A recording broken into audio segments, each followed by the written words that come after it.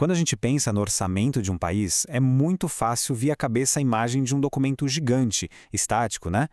Mas a verdade é que o orçamento nacional é um processo vivo, contínuo, que está ali moldando o nosso dia a dia.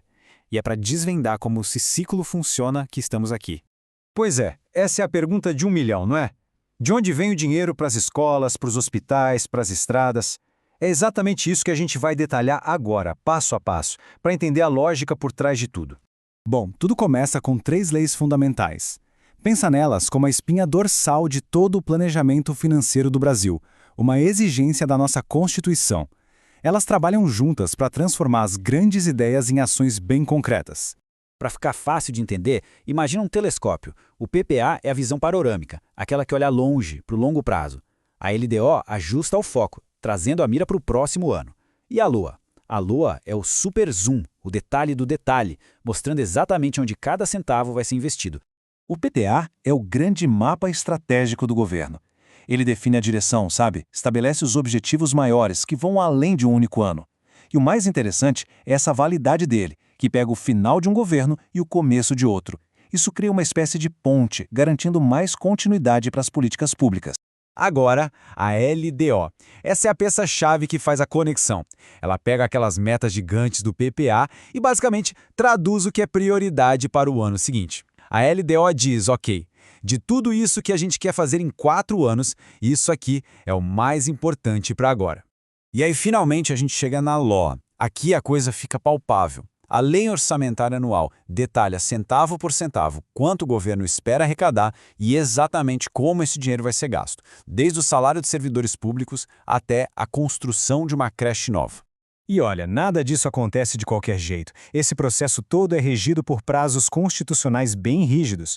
O PPA e a LOA, por exemplo, têm que ser enviados até o fim de agosto. Já a LDO tem um prazo diferente, em abril.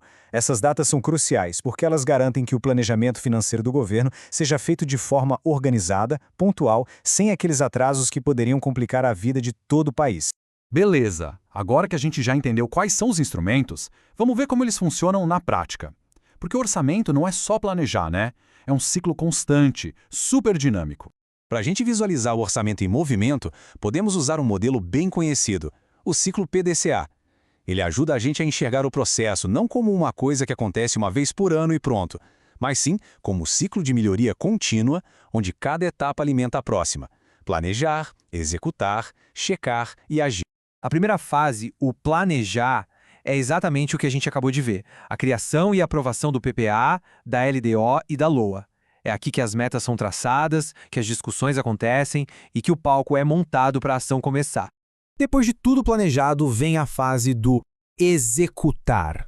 É aqui que o governo, de fato, gasta o dinheiro e implementa os programas que foram autorizados lá na LOA.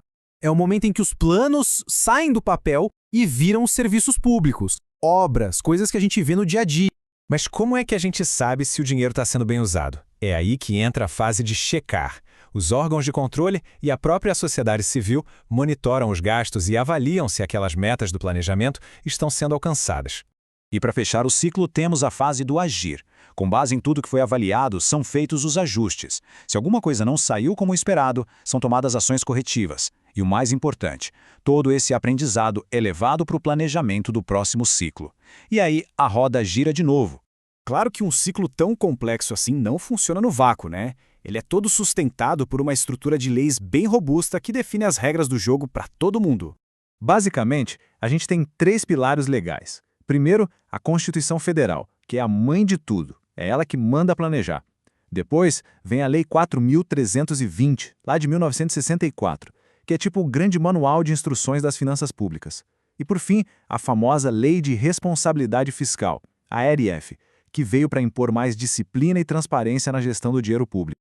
Uma característica bem importante do nosso sistema é o que a gente chama de competência concorrente. Funciona assim: a União cria as regras gerais do jogo orçamentário que valem para o país inteiro, mas os estados e o Distrito Federal têm autonomia para criar leis próprias, complementares, adaptando essas regras gerais para a realidade de cada lugar.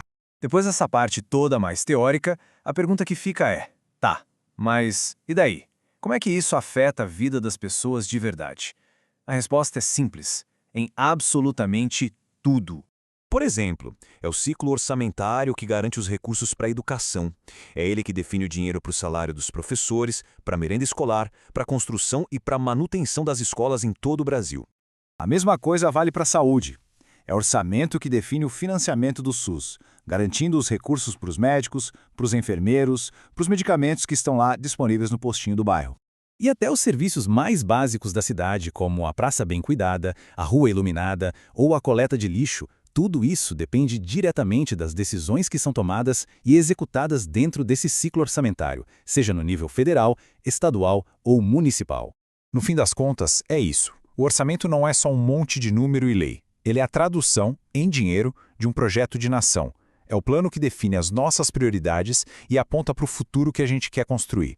E isso nos deixa com uma reflexão final, né? Entender como o ciclo orçamentário funciona é o primeiro passo. O próximo é pensar em como a participação de cada cidadão pode influenciar e melhorar esse plano, que, no final das contas, pertence a toda a sociedade.